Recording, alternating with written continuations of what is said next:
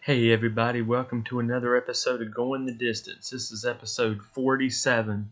Can you believe we've done 47 episodes? I can't, but I'd like to welcome the new members who are just joining us for the first time, and I'd like to welcome back the members who have joined me from the beginning.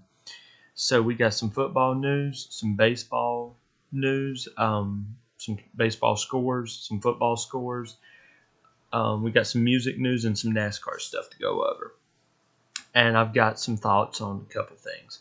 So let's jump into it. So first I want to talk about the Chiefs. And DeAndre Hopkins got traded to the Chiefs from the Titans for draft picks. Now, I think DeAndre Hopkins' time has come and gone. He was a good player back in the day, but his time has come and gone, and now he's just trying to be relevant. He's moved from Arizona to Tennessee. It seems like there was a team between Arizona and Tennessee. But he's moved Arizona, Tennessee now to the Chiefs and then that other team. So I think he's just trying to stay relevant, and he thinks the Chiefs are going to do it. The Chiefs think they've filled their Isaiah Pacheco injury list. So I mean, he went out on Sunday and made some plays, but he didn't have the big numbers that I thought that everybody thought he should have. So, I mean, what do you guys think? Next, we're going to talk about Jordan Love. And yes, he played on Sunday. And as everybody who's a football fan knows, he injured his ankle earlier in the season. Well, on Sunday, in the first quarter, I think it was the first quarter of the game, Jordan Love goes out with a groin injury, and he was out the rest of the game. So Malik Willis came in and finished the game for him. Now, Green Bay lost that game, and I'll get into that in a little bit, but I mean, Jordan Love got his contract.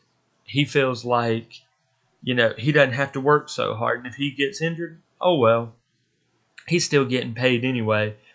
But what they're not taking into consideration is all these fans who come to see Jordan Love and the team, and then he goes and gets hurt. So I just think there's something in the water up in Green Bay, because Jordan Love was good, but he wasn't. But now he's not. He's gotten cocky, and he's thinking more like, "Oh, I've been doing this for so long, even though I've only been starting for 2 years. I need the big contract." No, you really didn't, and you said you were going to hold out till you got it, and you got it, and look what it's gotten you. I believe you're third in the division right now, third in the division, behind Detroit and Minnesota. It goes Detroit, Minnesota, Green Bay, Chicago. So you're third, Green Bay, so something's not working. Also, on Sunday, Stephon Diggs got injured. And that was big, because I mean, Stephon's a big playmaker, so now Houston's lost Nico Collins and Stephon Diggs. Now, Nico's out has been placed on IR. Stephon, his status is still, up in the air, how bad the knee injury really is. But I'll keep you guys updated with that. Also, Christian Kirk of the Jaguars broke his collarbone on Sunday. So, don't know how long he'll be out, but he'll be out for an amount of time. All right, so this is something I want to talk about just because I thought it was funny. So, second-year quarterback Anthony Richardson out in Indianapolis pulled himself from the game in the third quarter because he was tired. Just pulled himself. Said, man, I'm just tired. Went up to the coach, said, put the backup in. I'm tired. I got to sit out for one play. Really? You're a second-year quarterback. You expect to play in this league for a good little while, but you're getting pulled. You're pulling yourself because you're tired. Look at all the quarterbacks that have come and gone before you. Did any of them look and say, oh, I'm tired, I need to sit out for one play? No. Tom Brady didn't do it. Drew Brees didn't do it. As much as I hate Aaron Rodgers, he hadn't done it. Even though Aaron Rodgers is prone to anyway, but I've got thoughts on Aaron coming up. Is this the caliber of quarterback we've got now, where you're just tired and you're just going to pull yourself? It looks like it. Really? Oh well. Indianapolis plays on Sunday night against Minnesota. Let's see if he pulls himself again for being tired and Joe Flacco comes in. In my opinion, Flacco ought to start, but that's just me. So, on Sunday, Drake May, the quarterback for the Patriots, went out of the game in the first quarter with a concussion against the Jets. Jacoby Brissett came in and played good. Actually won the game for the Patriots, and I'll get into that later. But Drake May is a rookie, and he's already getting hit so hard he's getting concussions. Now, granted, it's the Jets, and the Jets do hit hard, but not hard enough as some other teams. And I can't believe this happened. Now, granted, again, like I said, the Patriots still won, but now Drake May's out for at least a couple games because of a concussion. So, Drake, we wish you a speedy recovery, and we hope to see you back on the sidelines and playing in that starting position again real soon. Okay, so this is something kind of out of the ordinary for me, but I thought about this earlier this week, or later last week, and I wanted to give you guys my thoughts on Aaron Rodgers. So, used to be a fan back when he was with Green Bay or starting early on. After Brett Favre left, I thought, okay, Aaron will be good. He's sat under Brett. Now, granted, Brett never communicated with him like everybody thought he should have, but that's just a matter of opinion. So, he gets drafted, sits behind Brett Favre, plays a few games when Brett's injured, and actually does pretty good. Brett leaves, gets mad, leaves, and goes to the Jets. Aaron becomes the starter, does phenomenal. Goes to the Super Bowl, wins the Super Bowl. In my opinion, that's when Aaron Rodgers' career started to go downhill because, again, he wins the Super Bowl. He feels like, I've made it. I've got my Super Bowl ring. I've done it. I've done what everybody wants to do. So he's still playing, and his game continues to tank. To the point where he becomes the biggest jerk anybody could ever talk about.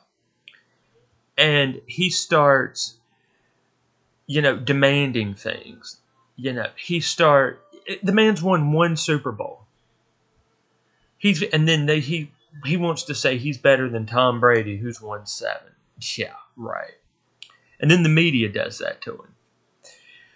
But I got to thinking about it, and I thought, so now Aaron Rodgers is with the Jets. Now, before he signed with the Jets, he had this list that he wanted of everybody, that he wanted signed with the Jets before he signed with them. And y'all, the people he was griping and complaining about in Green Bay are the same people he wanted with the Jets. He wanted Devontae Adams, he got Devontae Adams. He wanted Lazard, he got Lazard. He wanted Nathaniel Hackett, he got Nathaniel Hackett. So he's rebuilding, his Green Bay team. But here's what I wanted to talk about. Aaron Rodgers is becoming Brett Favre too. Now you wonder why I say that? Here's why. He started in Green Bay. He got tired of Green Bay because they weren't doing what he thought they should be doing. He moves to the Jets. This is what Brett's done. He got tired in Green Bay. He moved to the Jets. He played 2 seasons with the Jets. He went to Minnesota. Aaron Rodgers, Green Bay, started in Green Bay. 18 seasons in Green Bay, just like Brett Favre. Aaron Rodgers is with the Jets now. He signed a 2-year deal with the Jets. Does Aaron Rodgers, after this season, go to Minnesota? I hope not. I hope he retires after this. He's been playing for 20 seasons now. Because he spent 18 seasons with Green Bay, and now he's 2 seasons with the Jets. Granted, that first season he was with the Jets, he was injured, but still. He needs to retire after this and let somebody else come on the scene, because he's the last one in the big ones that haven't retired yet. Peyton's retired. Drew's retired. Roethlisberger's retired. Phillip Rivers is retired. Tom's retired. It's time for Aaron to retire. So I hope after this season we don't have to deal with him anymore and his demands that he wants to demand. And just his arrogance and his I don't know. But what are y'all's thoughts on Aaron? Let me know in the comments. I mean, I used to be a fan and I'm not anymore. And never, looking back on it, don't know why I even pulled for him. But now we're going to move into Week 8 scores. So we're going to start out with Thursday night with the Rams defeating the Vikings 30-20. Now this is the Vikings' second loss this season. And now they're second in that division. It's, like I said earlier, Detroit and then Minnesota. But does Minnesota bounce back? Because they've got Indianapolis Sunday night. Do they win? But I'll give you my thoughts on that. But also in this game, there was a face mask penalty that should have been called, that was not called, that gave the Rams a safety. Now, there was a ref standing right there in the end zone.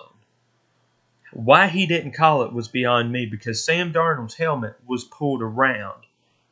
It was pulled so hard. The guy pulled on his helmet so hard, Sam's helmet was turned around. Why was it not called? If it had been the Chiefs, it would have been called and that person would have been thrown out of the game. Now, granted, it was the end of the game, but they still would have been called. This is another reason I don't like the Chiefs. But the Rams defeated the Vikings 30-20. The Eagles defeated the Bengals 37-17. Now, I had high hopes for the Bengals this week. I thought they'd get back on track because, again, Week 4, we're past Week 4, so the Bengals should have their stuff together. But now they're sitting at like 2-4 or 3-4, something like that. It's, I think, 2-4. So So Joe Burrow came out after the game, and he said we need to win 7 of the last 9 games to make it to the playoffs. And boy, I hope they win the 7 of 9. If y'all didn't catch that was from Star Trek Voyager 2. 7 of 9 was the Borg. So I hope they can win 7 of 9 games and make it to the playoffs. I'd love to see the Bengals in the playoffs. And I'd love for the Bengals to beat the Chiefs in the playoffs, but that's a big ask. So the Eagles defeated the Bengals 37-17. The Texans defeated the Colts 23-20, and that's with Stephon Diggs going out and Anthony Richardson just being tired, having to sit out. So Stephon gets lost. The Texans lose Stephon, and the Colts have a tired quarterback. So 23-20, and that was a division game. So now the Texans lead the division, which I think is good. In my pick, and I'm going to say this, in my pick for the season and the week, the Lions defeated the Titans 52-14. Now, if the Lions are putting up numbers like this and Jared Goff's playing as good as he's playing right now, I'm going to go ahead and say it. I think the Lions could go to the Super Bowl this year. Who they play, I don't know, but they could definitely, if they keep playing like this and their injuries stay to a minimum, they could make it to the Super Bowl this year.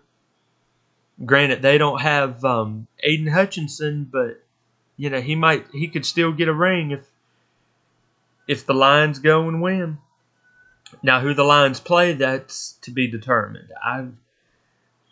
I still think they want to see Kansas City back in the Super Bowl, but again, in my opinion, I think some surprise team is going to beat Kansas City, number one, so they're not undefeated, and number two, some surprise team's going to beat them in the playoffs because they're going to be so cocky. So my pick right now, the Lions are one team going to the Super Bowl if they keep playing like this. The Cardinals defeated the Dolphins 28-27 in Tua's return to the field. Now, Tua hadn't played since week 2. Why he's playing now is beyond me. Yeah, he was cleared of concussion protocol, but he's still, in my opinion, a hazard and needs to stay out. In fact, I think Tua needs to retire, and Carolina needs to trade Bryce Young to Miami. I think that would be a good trade. I think Bryce needs a new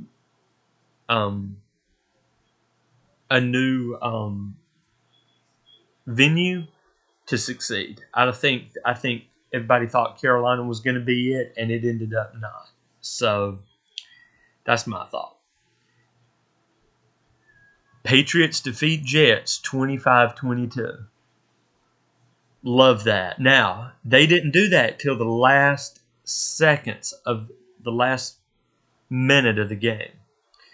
Patriots drive down the field, score the touchdown, win the game. Jets go home losers again, which I thought was funny because after that game I saw, actually middle of last week, I saw a funny meme that said Devontae Adams. No, I'm sorry. It was after Sunday's game. Devontae Adams traded to the Giants so he could lose to the Steelers yet again, and I'll get into that score here in a minute. It's amazing how the Jets thought Aaron Rodgers was going to be their savior, and they're not, and he's not. In fact, the Jets are putting up numbers this year that they were last year with Zach Wilson. Now tell me how interesting that is.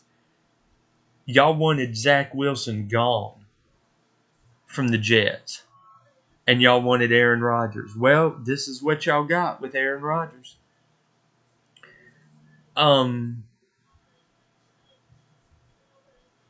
So I think y'all are kind of getting what y'all deserve with Aaron. I'm sorry for the Jet fans, but that's it. The Falcons defeated the Buccaneers 31-26, which I'm not surprised because Godwin is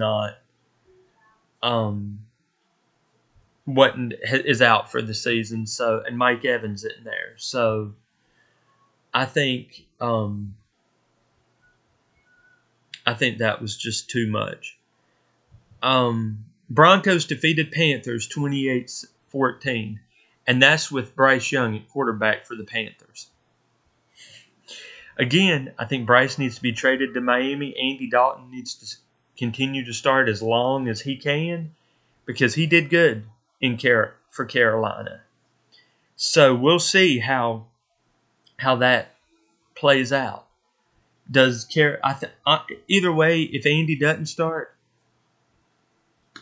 I think Bryce Young still needs to be traded to another team, because he's not the answer. And honestly, there may even need to be new leadership, like a new owner for Carolina, because something's not working. Okay, so the game of the week, other that I think everybody's been talking about, the Commanders, or as I call them, the Redskins, still defeated the Bears 18-15 on a Jalen Daniels Hail Mary. Now, again, this goes back to what I was talking about before. Chicago got cocky. Chicago thought, we've got this game in the bag. There's no way. They're, 70 yards away from the end zone. There's no way that they're going to win. So they drive a few, the Redskins drive a few plays, do a few screen passes. Jalen Daniels scrambles around. He throws that Hail Mary down, and Washington catches the ball for the touchdown. Now, here's the most ironic thing about this. The ball was tipped by a Chicago player. The same Chicago player that was taunting the Redskin fans on his way down the field. Sorry, lost my voice there for a minute. Yes, he taunted the Redskins fans as he was going down the field, doing this, like, no, this isn't going to happen, and then he realizes the Hail Mary's up in the air, and he runs to the end zone, and he goes up for the ball, and he tips the ball. Well, the ball doesn't just get tipped out of bounds. It gets tipped, it goes over his head into the Washington Redskins' hand, and they win the game 18-15. So this was a game, and I didn't realize this, and I'm ashamed I didn't realize this. This was a game that pitted the number 1 overall pick against the number 2 overall pick in this year's draft. Caleb Williams versus Jalen Daniels. Now, in my opinion, these number 1, number 2 picks, I would say, are the best 2 number 1, number 2 overall picks since back in the day between Jared Goff and Carson Wentz. Now, I say that because back in the day, when those two first started, they were phenomenal. Jared Goff in Detroit, or with the Rams, no. Yeah, Jared Goff went to the Rams, and he did phenomenal the first few years. And then Carson Wentz did good in his first few years. And then Carson got hurt, and his career tanked. Jared Goff goes to the Super Bowl with the Rams. He loses the Super Bowl, and then his career, you think, is done. And then the trade happened between Jared Goff and the LA Rams and Matthew Stafford and the Detroit Lions. And then Jared Goff's career got revitalized, and Jared's having one of the best seasons he's ever had. In fact, I see it as a Super Bowl season, as I said earlier. Carson Wentz is sitting at home right now, or he's a backup somewhere. Nobody knows where he is. But back in the day, those two were good. I hope Caleb Williams and Jalen Daniels stay good, because Caleb can do things for Chicago that hadn't been done in years. And I know I've got some Chicago fans out there, and I'd love to know y'all's thoughts on Caleb Williams. and the Bears, just drop them in the comments. And I know I've got some Redskin fans out there, so I'd like to know y'all's comments on Jalen and the Redskins in the comments. If I messed up there, it was Caleb Williams and the Bears, Jalen and the Redskins. And it's, amazing. I see great things out of these two teams and these two quarterbacks. So moving on to the last game was last night between the Steelers and the Giants. And the Steelers defeated the Giants 26-18. No big surprise there. They won their 22nd. The Steelers won, I think, their 22nd game at home. And they haven't lost a game on Monday Night Football in years. So congratulations to the Steelers and Russell Wilson on a well-deserved win. So now we're going to move into some predictions for next week. So we're going to start out with Thursday night, the Texans and the Jets. I've got the Texans. Saints at Panthers, Saints. The Redskins or the Commanders at the Panthers, Commanders. Dolphins at Bills, Bills. Chargers at Browns, I've got the Chargers. Patriots at Titans, Patriots. Cowboys at Falcons. Hate to do it. Second week in a row, I'm not picking the Cowboys. I've actually got the Falcons in this one. Raiders, Bengals. I'm actually picking the Bengals this week. Denver at Baltimore. I've got Baltimore. Bears at Arizona. Arizona. Jacksonville at the Eagles. The Eagles. The Rams at the Seahawks. I've actually got the Seahawks. Lions, Packers, Lions. And then Sunday night, Indianapolis Colts at the Minnesota Vikings. I've got the Vikings. And then Tampa Bay at Kansas City. As much as I would love to see Tampa Bay win this game, I think Kansas City is going to win because the refs are on Kansas City's side. So I'm not, I'm actually going to go out, and I know I'm probably going to lose this pick, but I'm picking Tampa Bay. Now, this week holds 1, 2, 3,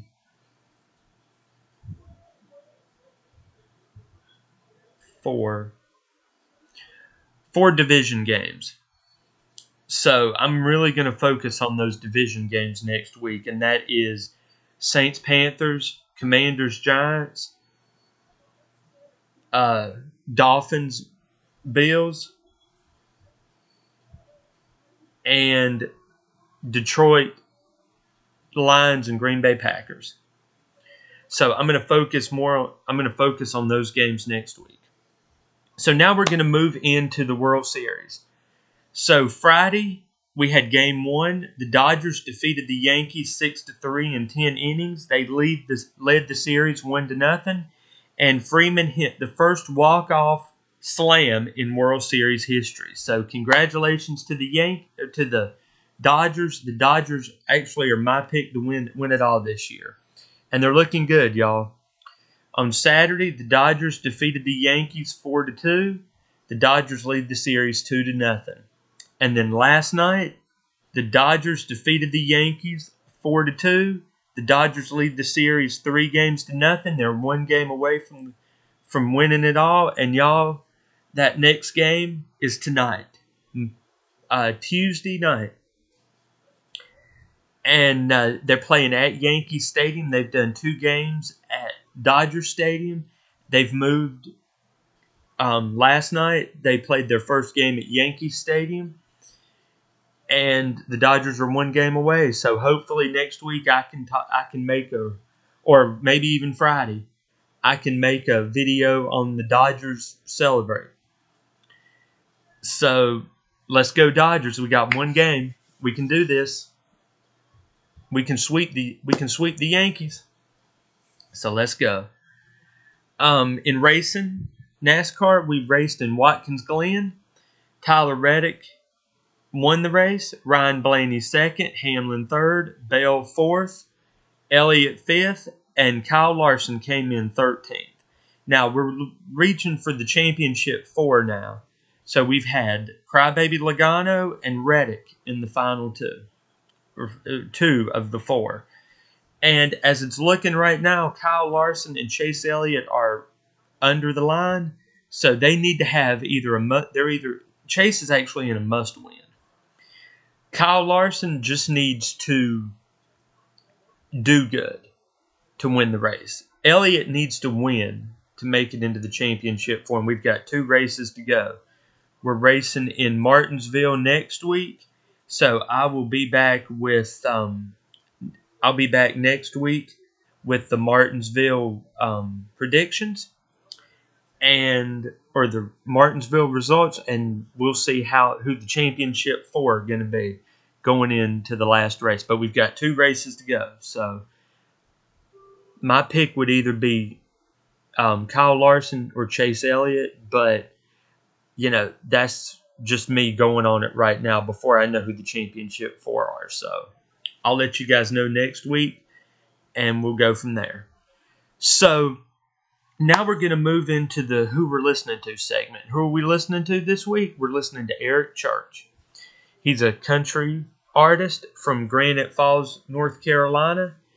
He actually showed up on the scene in 2005 with a song called How About You? And I've been following him from the beginning. I found out about him actually in 2005. And he actually came out in late 2005, so it was about early 2006 when I found out about him. His debut album was Sinners Like Me. He's had 7 studio albums, 29 singles, 30 music videos, and 1 compilation album. He's had 2 live albums, and my favorite album from him is actually his Cheif album. So I want everybody to go out and listen to that Cheif album. Actually listen to all his stuff, because a lot of his stuff is really good. He's actually was one of the ones that did the Hurricane for Relief concert for Carolinas on Saturday, which was a success. They raised $24.5 million, and they had acts. Luke Combs and Eric Church got together and brought people like James Taylor, Scotty McCreery, Chris Rice, Keith Urban was there. Just a bunch of artists were there. And they raised $24.5+ million. And Eric Church actually vowed to build a house in the mountains for the hurricane relief victims. So go check out Eric Church. And I hope you guys enjoyed the show today. If you did, hit the thumbs up, hit the like button, the thumbs up. If you haven't already, subscribe to the channel and comment on the videos.